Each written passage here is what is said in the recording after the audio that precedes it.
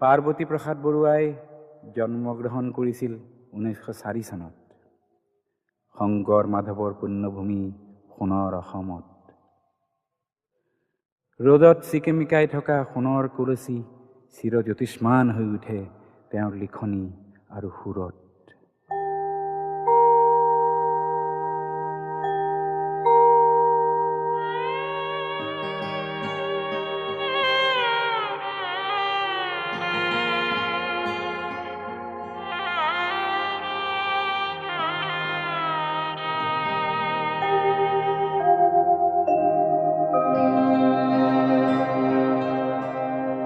আই মোৰ সোণৰে অসম, আই মোৰ সোণৰে মন্দিৰ, আই মোৰ ৰ'দত চিকেমিকে কৰে, আই মোৰ সোণৰে কলচী সৰগ পৰশী,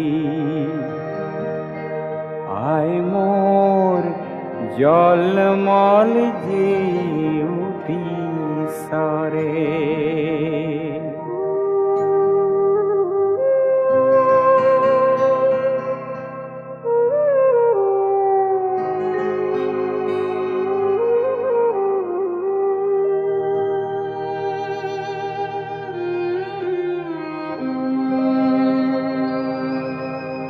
আই মোৰ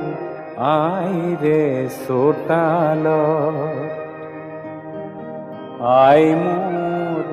পাৰিজাত ফুলিলে, আই মোৰ গোন্ধে দিশ হৰে, আই মোৰ আইৰে মজিয়া সুগন্ধি জ্বলালে, আই মোৰ চৌপাশ আমোল মোল কৰে,